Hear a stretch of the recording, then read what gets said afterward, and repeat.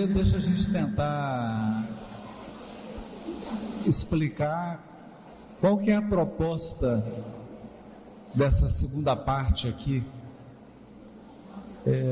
Todos já sabem que eu e irmã Aila temos laços afetivos que ultrapassam essa presente encarnação, né? Então, a gente adora conversar sobre os livros do Novo Testamento, sobre o Evangelho, e particularmente tem um tema que nós dois somos apaixonados, que são as cartas de Paulo, as tradições do povo hebreu por trás do pensamento paulino. E o que a gente gostaria de fazer aqui agora é reproduzir algo que nós dois não fazemos já tem um bom tempo, mas que a gente adora fazer, que é encontrar para conversar, né? Então hoje nós vamos conversar aqui, mas na frente de todos, vamos bater um papo gostoso sobre o apóstolo Paulo, mas tratando de alguns temas que de certo modo também possam contribuir para que nós espíritas compreendamos também o pensamento católico atual sobre o apóstolo Paulo. Deixa eu tentar explicar. Eu vou começar contando uma história bastante engraçada aqui. Eu me lembro que eu e irmã Aila fomos participar de um congresso em Goiânia, e o tema era a comemoração do aniversário do livro O Céu e o Inferno.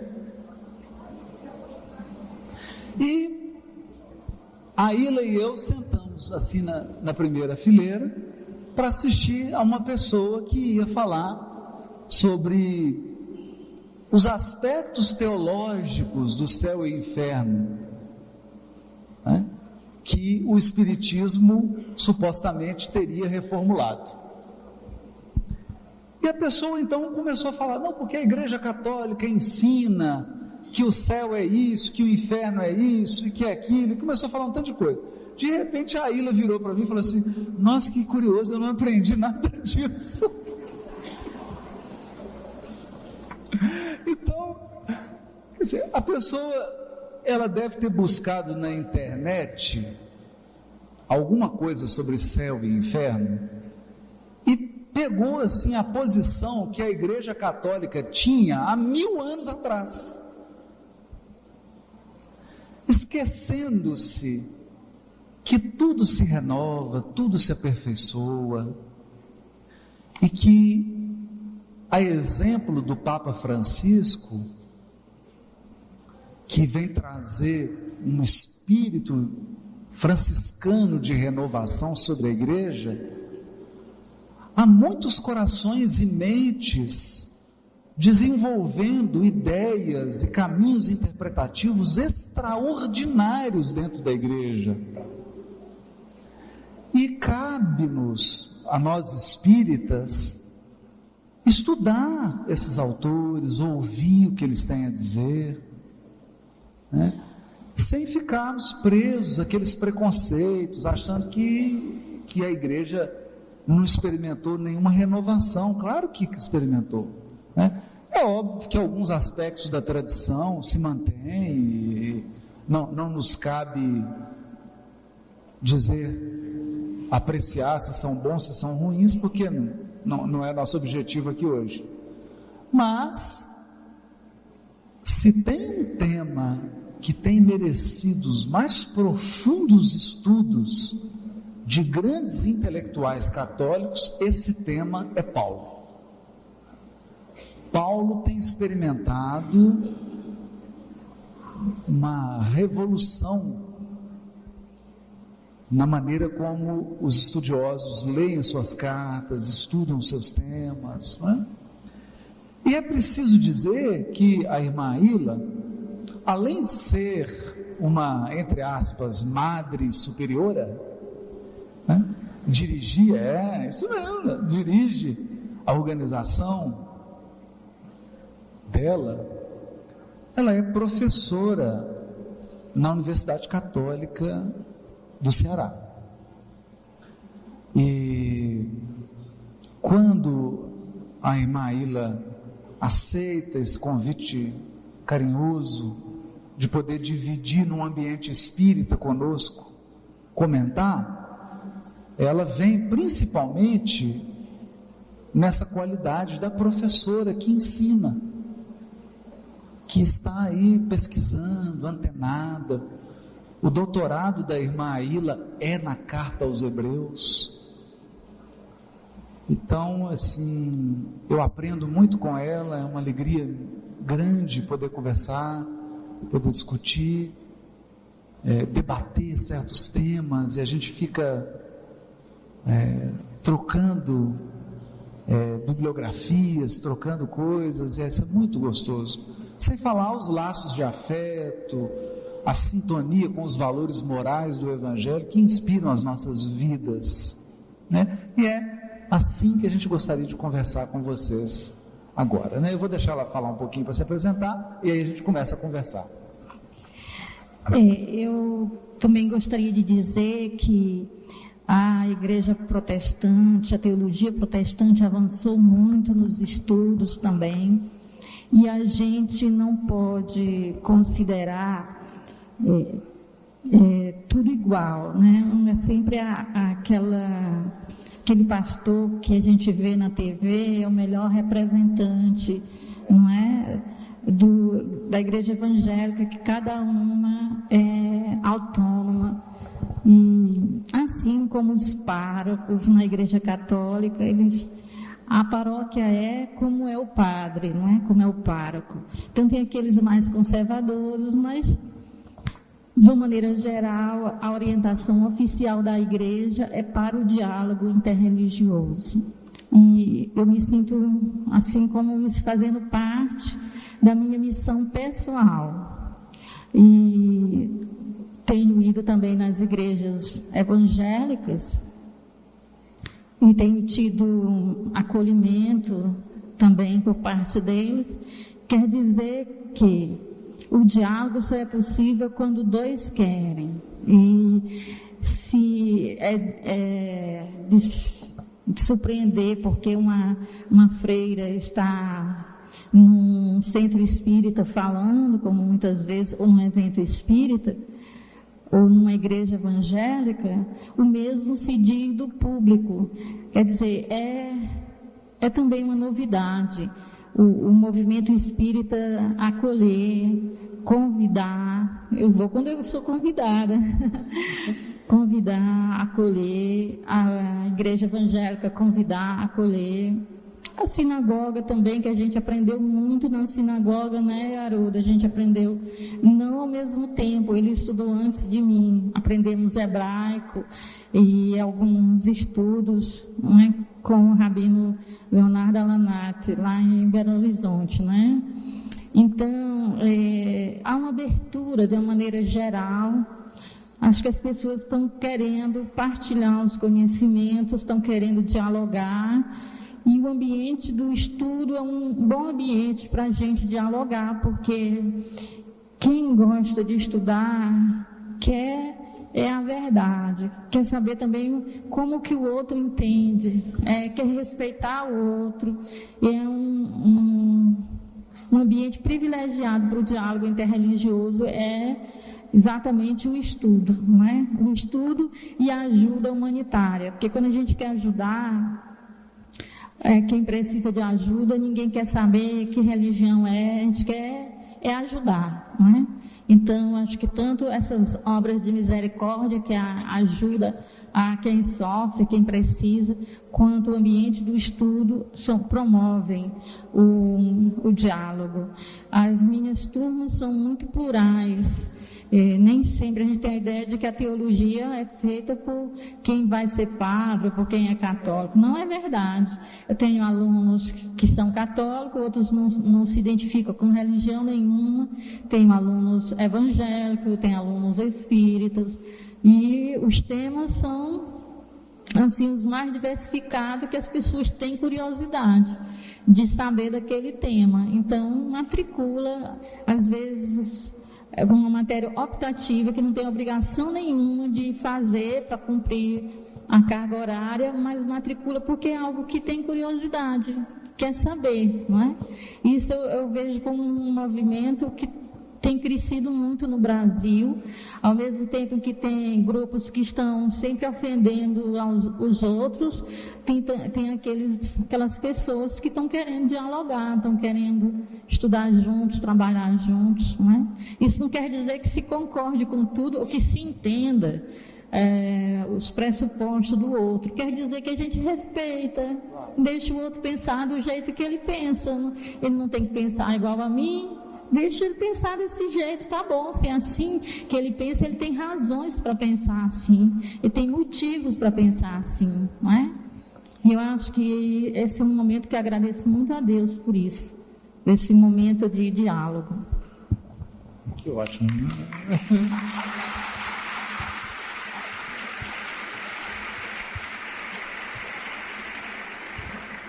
Bom, então eu já queria começar contando, vou pedir para ela contar aqui, algo que a gente começou a conversar aqui quando vinha para subir a escada aqui, né? Ela falou, você falou um negócio lá do Paulo, que ele falava, eu lembrei de uma coisa. Conta. Não, porque o garoto estava aqui na palestra, vocês notaram que, até parece que a gente conversou antes, nós três que demos a palestra aqui, mas nós não nos encontramos antes, nenhum dos três, não é? Assim, para combinar como é que a gente faria, assim, do tipo, eu começo e tu termina com isso, mas foi isso que aconteceu, né? Acho que vocês que seguiram as 3 palestras viram como uma palestra continuou da outra. Mas isso aí é a questão da inspiração, o pessoal lá de cima que está trabalhando bastante. E o Haroldo estava falando dessa espontaneidade de Paulo e dos colaboradores dele, né? E a gente sabe que realmente a carta aos Romanos deixa entender que Paulo ditava as cartas, mas a gente imagina, pela espontaneidade das cartas, que Paulo não ficava parado ditando, agora escreve, ditando frase por frase. Ele ia falando e o colaborador que cuidasse andando na sala e falando. E tem uma coisa muito engraçada, tem várias coisas que são engraçadas, mas tem uma coisa muito engraçada na primeira carta aos Coríntios, é que Paulo está assim, chateado com aquela história que eu falei, que tem muita rivalidade dentro da comunidade, né? Então ele começa, a gente imagina, as pessoas que está vendo o que está acontecendo. Aquela sala cheia de colaboradores, alguém escrevendo a carta e Paulo andando pela sala, falando, né? E o cara cuidando de escrever. E tem uma hora que Paulo diz assim, eu nunca batizei ninguém. Aí, de repente, ele diz assim, não, peraí, eu batizei o Cristo. Aí olha, eu batizei Gaio também. E Stefano faz assim, ele diz, e Stefano, fora esses 3, eu nunca batizei ninguém. Então a gente vê que ele tem que olhar para a cara do cara para lembrar. Eu batizei porque eles insistiram, mas eu não ia batizar ninguém que eu não ia batizar. Então a gente vê assim que a gente consegue imaginar essa cena e é muito engraçada porque está ali um registro de como ele falava com espontaneidade. O cara não teve tempo de apagar, porque ele poderia apagar, né? Quando ele disse eu nunca batizei ninguém, ele apagaria e colocaria assim, eu só batizei 3 vezes por Cristo, Gaio e Stefanas, né? Mas ele, do jeito que Paulo fala, que tem que ser rápido, ele diz, eu nunca batizei ninguém, ou melhor, eu batizei Cristo, batizei Gaio, eu batizei Stefano, mas fora eles eu não batizei mais ninguém. Então a gente vê assim que para o tradutor isso é um trabalhão, mas para vocês que recebem traduzidos, vocês têm que ler e sentir no ambiente, não é? A gente não tem que imaginar um Paulo tranquilo escrevendo, ou ele bem tranquilamente com o secretário aqui do lado, ele ditando assim, escreva aí dizendo uma frase bem pausada, bem tranquila. Isso não aconteceu, não é? A gente vê pela espontaneidade das frases que ele era realmente muito intenso e ele mudava de humores ao longo da carta, né? Ele tem hora que ele diz assim, olha, vocês são como os filhos que eu gerei pelo Evangelho, né? Tem lá, pari através do Evangelho, né? Se sente como uma mãe deles e por isso pode exortá-los, diz palavras carinhosas. Daqui a pouco diz, mas vocês estão fazendo tudo errado e eu estou aí com vontade de dar um surro em vocês. Então, assim, a gente vê o amor que ele tem e por isso que ele também exige, não é? Mas é esse nosso amigo, não é? Que cotidiano, que eu não... As pessoas pensam assim, por que você gosta tanto de Paulo? Bom, eu gosto mesmo de Jesus, mas é que o Paulo, ele tem uma... Eu acho que é ele, né, que diz assim, Aila, você agora vai... se ajeitar, porque senão te pega. Eu acho que ele mantém uma vigilância, não é? Sempre chegou livros para mim sobre Paulo. Eu nunca fiquei procurando coisas sobre Paulo, elas vieram. E eu só fiz o mestrado e o doutorado na Carta aos Hebreus porque eu queria entender que é muito judaísmo. Então, eu queria entender o judaísmo para entender a Carta aos Hebreus. Foi porque eu não entendia, né? Então, acho que o tema me escolheu, eu fui assim como levada, quando eu vi já estava bem envolvida nesses estudos sobre Paulo. Então as pessoas chamam muito para dar palestras sobre Paulo e às vezes eu brinco, não é? Quando me passam um e-mail, eu também sei outros livros da Bíblia. Mas realmente foi uma coisa que foi chegando e a gente foi se envolvendo. Sem procurar, aquilo foi, não é? Parece que, então eu me sinto assim, as pessoas perguntam assim, nossa, você está viajando muito, e eu falo, é que Paulo não conseguiu fazer as viagens pelo Brasil, gente, então agora eu tenho que viajar pelo Brasil. E outra coisa, se eu estou muito no YouTube, é porque Paulo não tinha o YouTube, agora sou eu que tenho que estar. Então, eu acho assim que o que ele serve mais é como pessoa, como exemplo, que a gente tem que ver diante da gente o nosso irmão que deu conta de fazer uma reforma íntima, que deu conta de deixar se modelar por Cristo e realizar essa transformação na vida dele. Isso é muito forte, não é? Então, mostra que a gente pode, se a gente quiser, porque se um perseguidor se tornou o maior evangelizador, então a gente também pode, se a gente deixar Deus agir na gente, não é? Jesus agir em nós. Olha, essa conversa está ficando boa, né? Bom, eu queria, até combinei com a Ira, um tema que a gente gosta muito de conversar, bastante, porque por óbvio, nós temos um hábito de estudar na doutrina espírita a lei de causa e efeito, ação e reação, que é uma lei de responsabilização. É a lei que institui a responsabilidade nos destinos. Então isso significa que eu sou responsável pelas consequências, pelas escolhas que vêm as consequências das minhas escolhas, pela maneira como eu vivo e por aquilo que eu causo no coração, na vida do meu semelhante. Então, uma lei de responsabilização. Nós estudamos muito isso, né? Nós aprendemos sobre a pluralidade das vidas. Ok. Mas há um tema que eu gosto muito de conversar com a Ila, que é um tema que tem a ver com a misericórdia divina, que a gente aprende muito sobre caridade, mas é uma coisa muito curiosa. Eu já comentei isso, desculpa, estou igual o Paulo, ficar mais comportado, segurar a mão, engraçado. Tem um tema que eu já comentei com você, né, Maninha? que é sobre a caridade. Caridade, a palavra charis, do grego. Essa palavra charis, ela pode ser traduzida como dom, dádiva, né? Ou caridade, a doação, o que você doa, a dádiva. E nós, inclusive, temos o lema da caridade: fora da caridade não há salvação. Mas é curioso porque eu comecei a observar que muita gente que estuda a caridade à luz da doutrina espírita não acha que a caridade possa vir de Deus.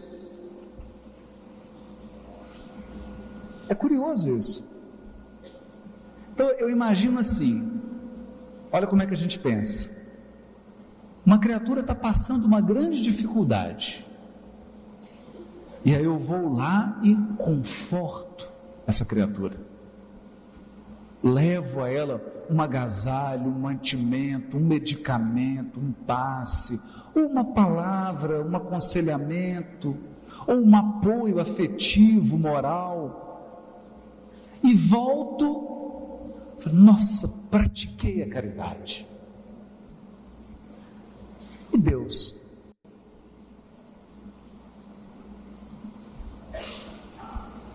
Não seria Deus um modelo de caridade?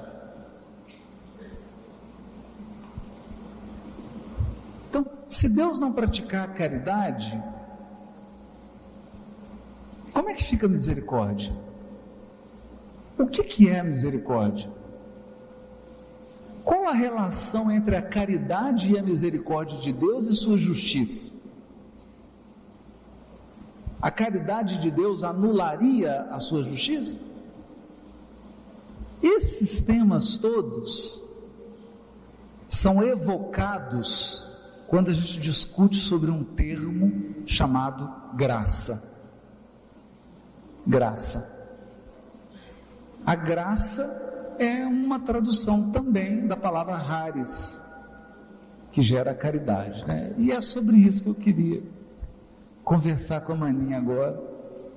A gente já conversou muito sobre isso, mas eu queria que ela falasse um pouquinho para a gente poder ouvir aqui, para a gente enriquecer o nosso raciocínio. Então, ouça, mas sem preconceito, né? Abra para absorver uma ideia, aí depois você faz aí a mistura com o conhecimento. Então, vamos falar um pouquinho da graça, Maninha.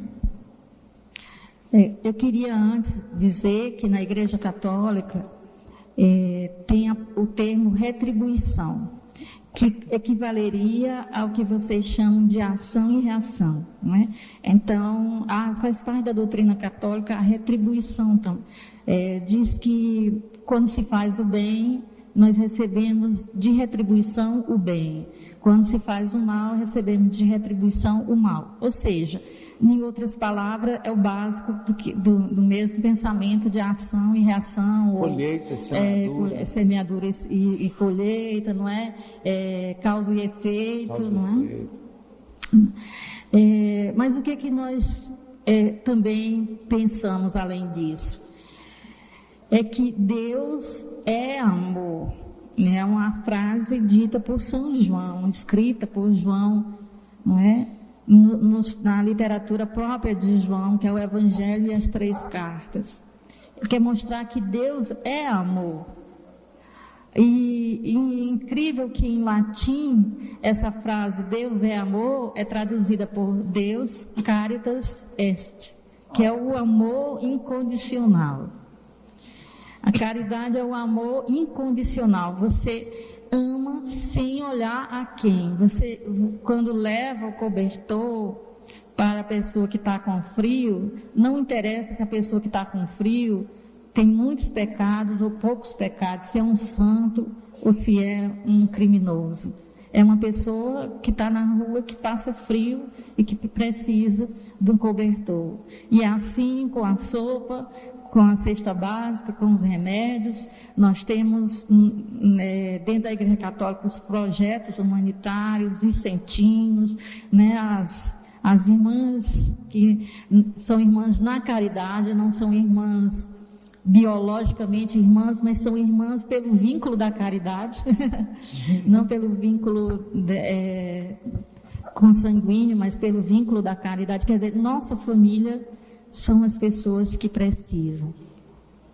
Então, porque Deus é amor, não pode funcionar dentro do amor a ação e a reação, causa e efeito, como acontece na lei natural, na lei da ciência, porque o amor está envolvido.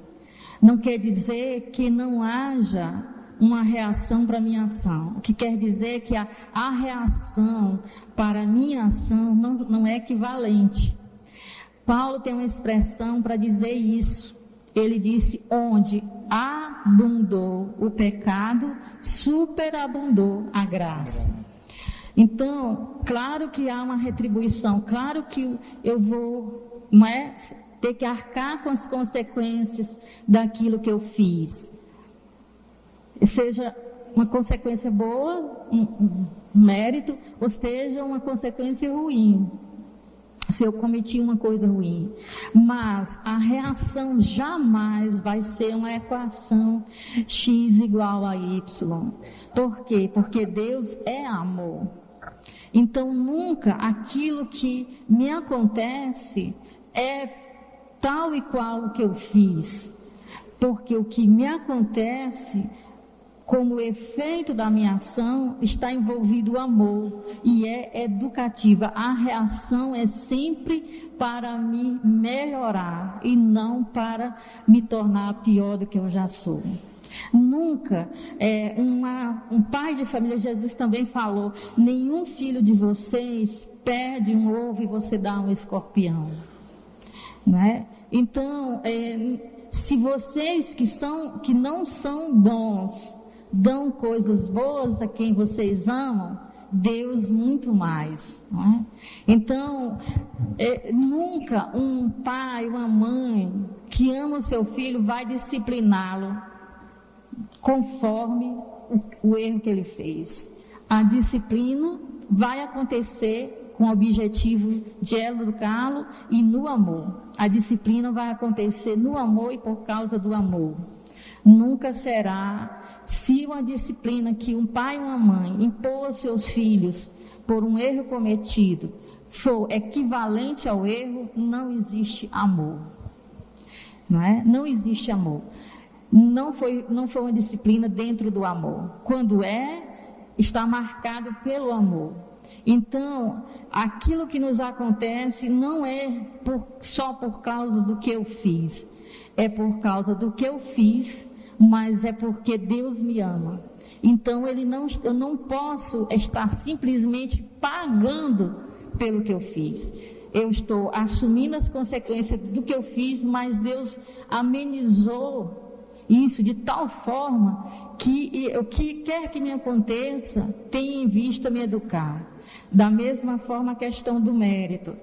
Quando eu digo assim, graças a Deus porque eu consegui tal coisa, aí a pessoa responde, você merece. É como se fosse só um pagamento por eu ter feito o bem, mas é minha obrigação fazer o bem. Não é só mérito, tem algum mérito, mas tem a bondade de Deus que me favoreceu. E tem outra frase de Paulo que eu gosto muito, que ele diz assim: as boas obras que nós fazemos já foram preparadas, diz na carta aos Efésios, foram preparadas desde a fundação do mundo. Essas obras boas que eu faço agora já foi pensado por Deus desde o início do mundo para que eu me tornasse melhor.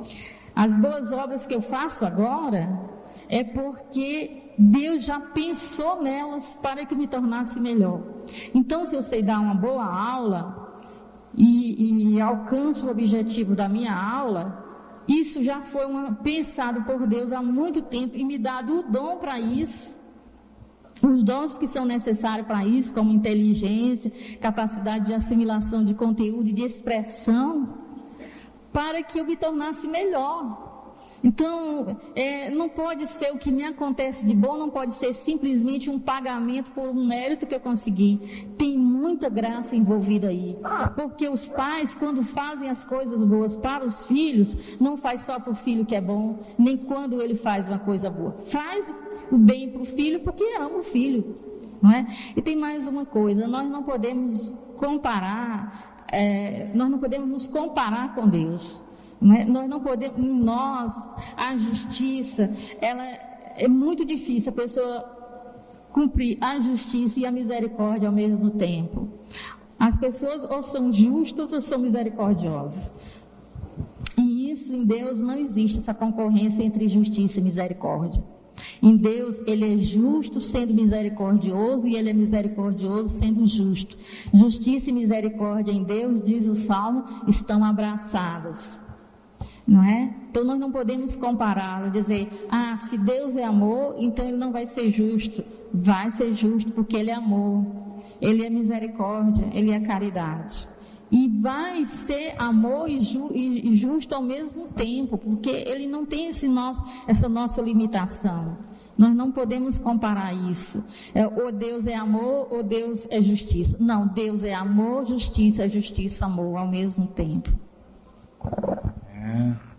Está esquentando, né? Então,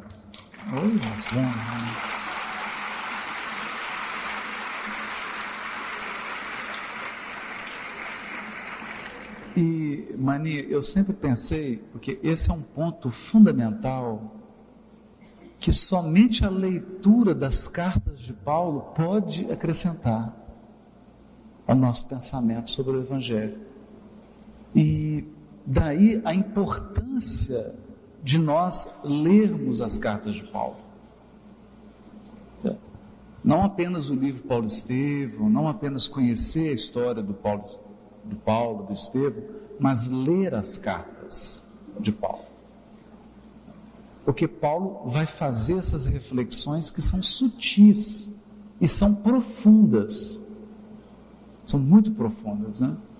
E, como eu já falei, eu sempre conversei isso muito com a Ila, porque às vezes a gente está passando por um sofrimento grande, por um revés, pela perda de um ente querido, pela perda de alguém, por uma doença grave, por um suicídio de alguém da família, né? Por um revés econômico, financeiro, etc. Um problema emocional, afetivo. E nós temos uma tendência de interpretar esses acontecimentos pintando Deus com as tintas do nosso sentimento. Então, crendo que Deus age segundo o nosso temperamento. Como se Deus fosse refém da minha visão de mundo. Se Deus devesse agir como eu acho que é o certo. Não. Não. Tem muitos pontos assim da codificação que eu acho curioso, né? Porque os Espíritos dizem assim para Kardec: escuta, você está querendo que Deus preste conta a você dos atos dele? Eles falam assim bravo, né? Com Kardec, né? Você está querendo que Deus preste conta a você? Porque Deus é Deus. Deus é Deus. E a ação divina, por ser fruto da inteligência suprema, a ação de Deus, às vezes, ela nos confunde. Não é isso, Maria? A ação de Deus nos confunde, em função da sua sabedoria infinita. Porque é claro, se você está olhando para frente e só enxerga 50 quilômetros, Deus enxerga o infinito. Se você estivesse viajando daqui para o Rio de Janeiro, você só enxerga 200, 500 metros à frente. Então todas as decisões que você toma ao volante são decisões limitadas ao quanto você enxerga. Porque se o seu olhar abarcasse daqui até o Rio de Janeiro, se você ao entrar no carro em Juiz de Fora fosse capaz de ver toda a estrada, você tomaria decisões diferentes. Você não tomaria as mesmas decisões? Não tomaria. Então, por exemplo, se você já soubesse os detalhes de toda a sua encarnação, por exemplo, se você soubesse o dia e a hora que você vai desencarnar, suas decisões seriam as mesmas?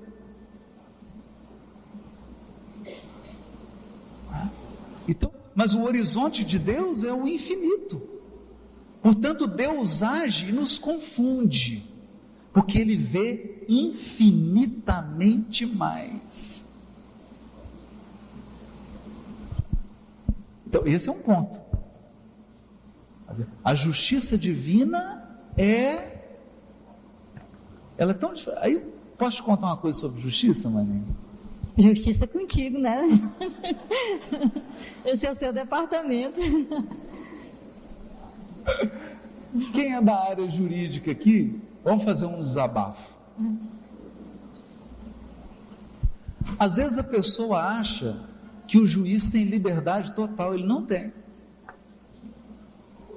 Ele não tem. Então a gente vê, às vezes nos jornais, principalmente com esse negócio de Operação Lava Jato, essas coisas todas, né? As pessoas acham, primeiro, que foi o Moro que foi lá e fez o inquérito e processou a pessoa. Não, o juiz não processa ninguém.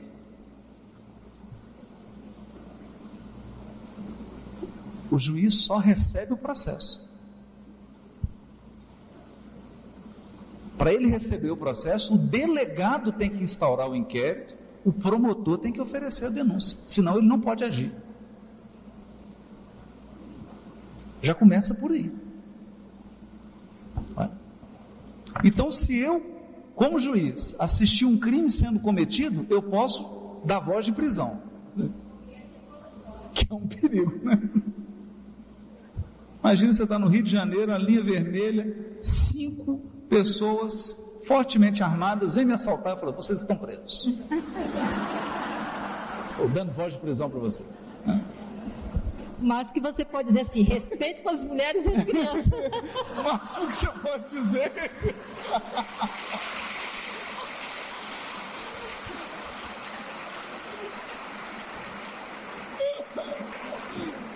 Então já tem essa primeira limitação do juízo humano. Vamos falar da justiça humana. Tem que esperar. O delegado tem que agir. É ele que vai prender, vai lavrar o inquérito, vai colher as provas iniciais, vai encaminhar para o Ministério Público. O Ministério Público vai fazer a denúncia, aí ela chega na mão do juiz. Mas ele não pode dar qualquer decisão, porque ele tem que fundamentar a decisão dele. E a lei estabelece um tanto de coisa, então aí já não tem essa liberdade. Ao julgar, ele não julga a pessoa, ele julga o caso.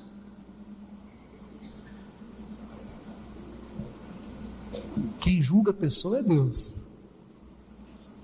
O juiz humano julga o caso, mas ele só julga o que está no processo.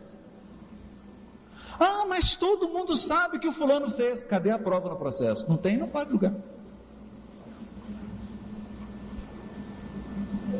Então, para a gente ver o que é limitação humana.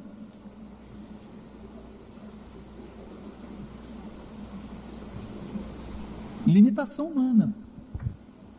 Então, eu estou dizendo isso para a gente não ficar nessa ingenuidade de querer comparar a justiça humana com a justiça divina.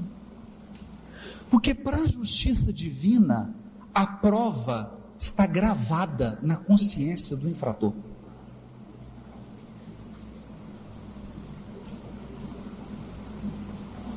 Todos os detalhes do crime estão gravados em 20D. Não é 3D não, é 20. Porque o 3D é tridimensional, lá é quadridimensional, ainda tem cheiro, cor, sabor, emoção sua, da vítima, de todo mundo, tudo gravado. É diferente. Eu tive uma situação que aconteceu na família da esposa do meu pai, uma situação trágica. A irmã dela foi encontrada assassinada e não descobriu. Não se sabe quem matou. Não tem provas nenhuma. Então a justiça humana foi totalmente impotente de solucionar esse caso, mas há uma justiça soberana. Então aí, só aí, né, mano? A gente já vai percebendo. Todo mundo acha que o juiz chega assim, vai aplicar a pena que ele não aplica a pena que ele quer, a pena está na lei. Falar, crime tal, 6 a 20. Mas para você aplicar mais do que o mínimo, tem uma série de requisitos. Então não é assim, é uma matemática, você tem que seguir. Primeiro passo, segundo passo, terceiro. Se errar na conta, reforma tudo. Não é assim. Né? Então, é importante dessa fala da Maninha, para a gente entender que nós somos seres humanos. Tudo que a gente faz tem o selo da imperfeição. Tudo que nós fazemos tem a marca da incompletude, da limitação. Só nos resta fazer o melhor que nós podemos, sem a pretensão de fazer o melhor, porque o melhor só faz Deus, o melhor do melhor. Então a justiça divina, ela tem uma coisa fantástica. Outra coisa que a justiça divina tem, que não existe na lei humana, mano, fico pensando sobre isso, tá? Que, por exemplo, chega um processo aqui de um homicídio, vamos julgar, aí tem que aplicar uma pena, mas a vítima morreu.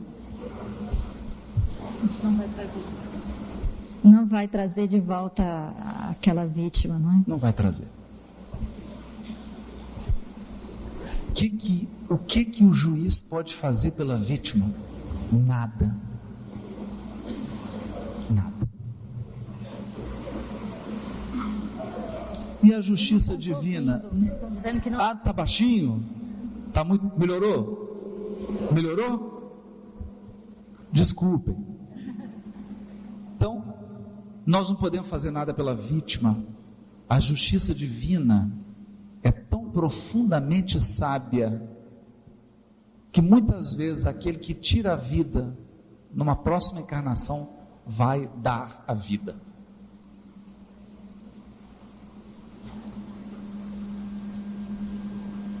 É incrível isso. E vai dar a vida, como a Maninha disse, não sob o estigma da punição, mas no clima do amor. Às vezes gerando um filho. Vai literalmente dar a vida. Vai se sacrificar, gastar todas as economias com a educação, com a formação, vai dar toda a vida que tirou.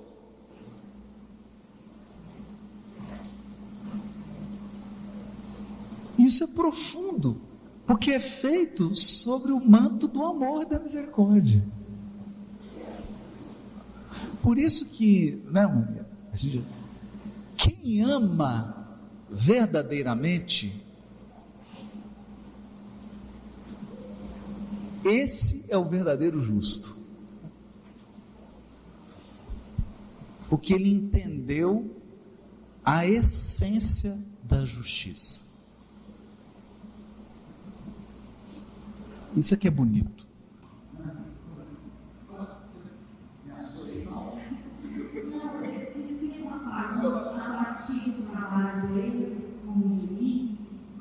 Todos nós, no nosso trabalho profissional e na nossa vocação, nós experimentamos essa limitação. Um médico deve cuidar o próprio filho, não é? Ou a pessoa que ele ama. Não dá conta de acrescentar um dia sequer a vida daquela pessoa, não é? Quantos médicos ficam arrasados, nos procuram às vezes para que você chame de um atendimento fraterno, chama de oração, de orientação espiritual.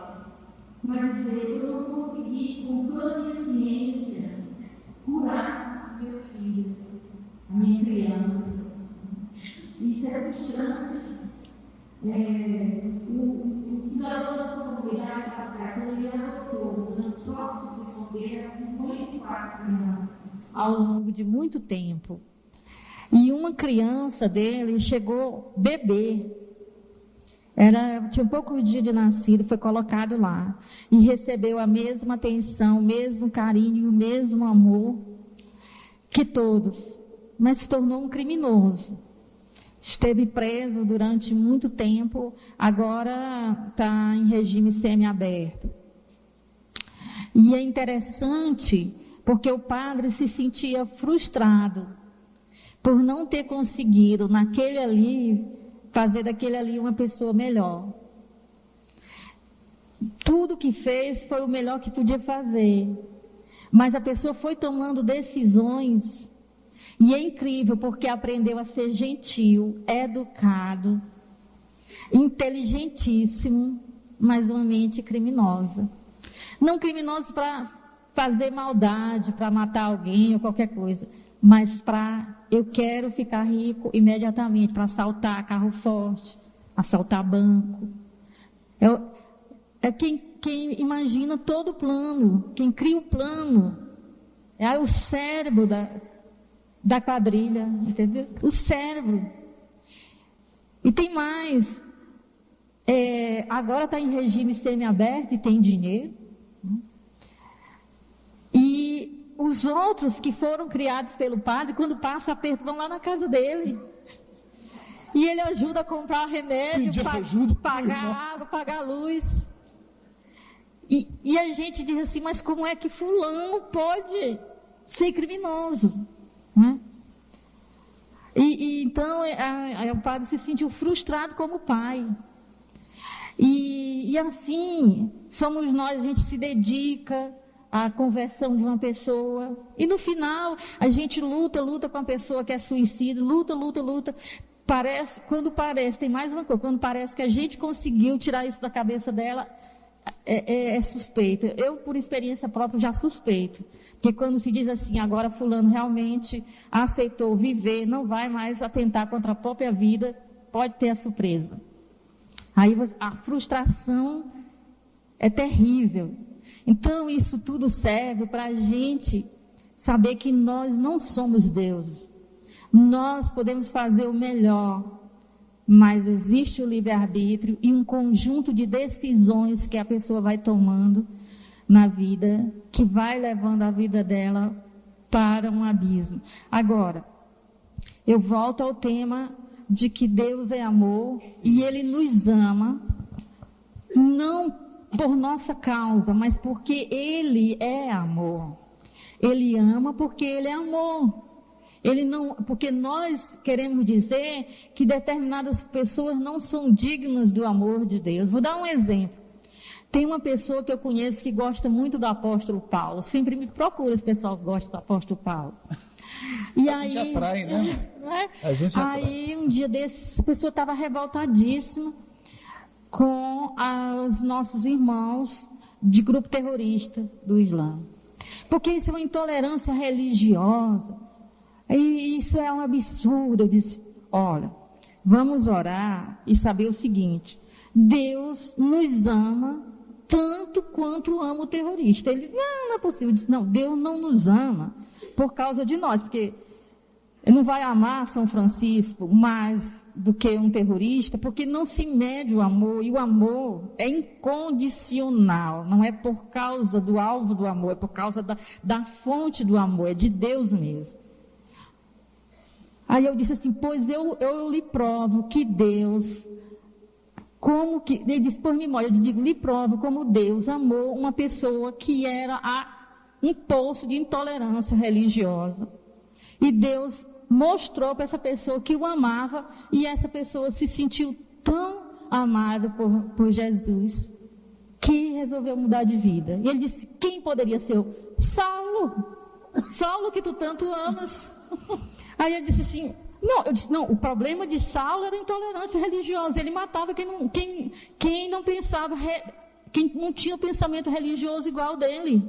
Ele disse, aí eu estou falando de pessoas que jogaram uma bomba num prédio. Eu disse, eu estou falando de pessoas que jogavam pedra nas outras, porque não tinha bomba. Mas qual é a diferença?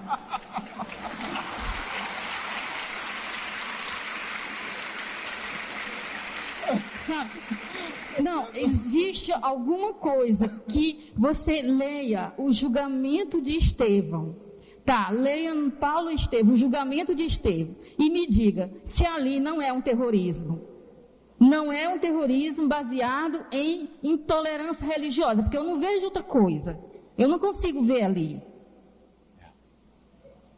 Ali é um terrorismo por intolerância religiosa. Todo mundo tinha pânico de Saulo, pânico. Todo cristão tinha pânico dele. O Haroldo diz numa palestra, Jesus diz, aparece Ananias, diz, Ananias, vai lá ver o Paulo. E ele diz, Saulo, Deus me livre. Aquele que está perseguindo todo mundo, levando para apedrejamento. Você tem certeza, Senhor? Todo mundo tinha pânico dele. Gente, ele matava, ele dizia, eu arrastava, arrancava as pessoas de dentro das suas casas, mulheres, crianças, e levava para ser julgado e ser apedrejado porque pensava sobre Deus de modo diferente do que ele pensava.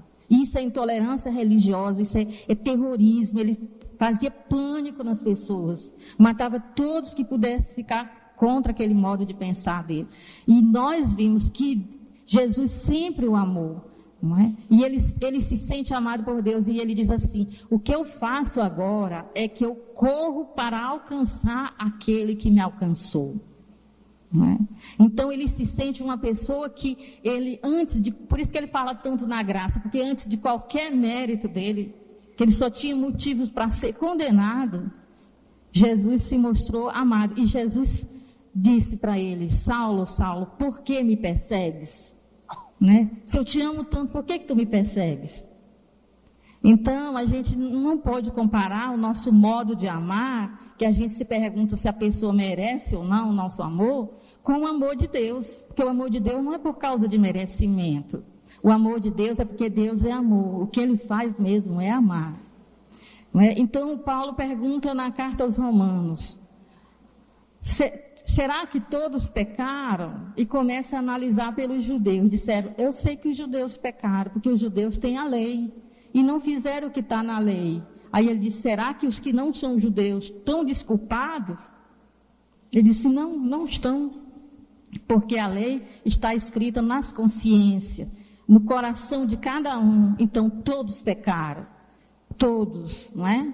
Então todos precisavam, e todos precisam de Jesus, para se reencontrar, para aprender a amar. Então, um Deus que é amor não vai me dar uma reação, ou seja boa, por causa de uma ação boa que eu fiz, ou uma reação que não é boa por causa de uma ação que não foi boa, como se ele fosse apenas uma pessoa que fica catalogando o que nós fazemos de bom e de errado. Ele é nosso Pai, Ele é amor, e tudo que vem a nós vem marcado pelo amor de Deus. Agora, é como a gente está falando aqui, nós somos limitados demais para compreender, porque tem gente que acha que nós já entendemos as palavras de Jesus, que nós já entendemos o cristianismo. Gente, nós não entendemos o cristianismo, nós não vamos conseguir entender totalmente Jesus enquanto a gente viver num mundo marcado pelo mal. Nós só vamos conseguir entender a lei do amor quando nós estivermos num mundo onde a única lei é o amor. Enquanto a gente vive num mundo de egoísmo, de rivalidade dentro das casas religiosas, sabe? Onde a gente às vezes faz as coisas para aparecer e não para que Cristo apareça, quando João Batista disse que ele cresça e eu diminuo. Que ele cresça e eu diminua. Então a gente quer crescer e deixa o Cristo abafado, né? Escondido, diante da nossa engrandecimento próprio. Então a gente critica a violência das favelas, mas nós somos violentos uns com os outros dentro do ambiente religioso. E às vezes a gente não nota, porque a nossa violência é sutil, mas não é porque seja sutil que é menos violenta do que os outros. Ao contrário, como nós nos propomos a melhorar e nós passamos para os outros essa ideia de que nós somos melhores, então essa violência sutil se torna muito mais grave. Teresa de Dávila dizia: os piores pecados são cometidos dentro dos conventos, porque as pessoas que vão aos conventos, elas se propõem se converter, ter uma reforma íntima. Então, quando certas coisas são feitas, quando certa violência é praticada dentro do ambiente religioso, ela é muito mais grave do que lá fora. Porque lá fora as pessoas não estão se propondo melhorar. Então nós somos muito limitados às vezes para entender, nós ainda não entendemos a mensagem de Jesus, nós somos incapazes, porque nós somos marcados por um mundo de violência, de rancor, de dificuldade de perdoar, dificuldade de amar, não é? Um mundo onde tem fome, tem miséria, tem indiferença religiosa, a pessoa não tem sensibilidade com a dor do outro, e quando a gente tiver num mundo assim, nós não vamos dar conta. Agora, quando a gente passar por uma cirurgia e o mal foi extraído de dentro de nós, né? Aí sim nós vamos conseguir compreender a mensagem de Jesus. E para isso, esse velho mundo aqui tem que deixar de existir para a gente existir num novo mundo, que vocês chamam de mundo de regeneração, regenerado, e a linguagem bíblica é o mundo vindouro, o mundo que há de vir.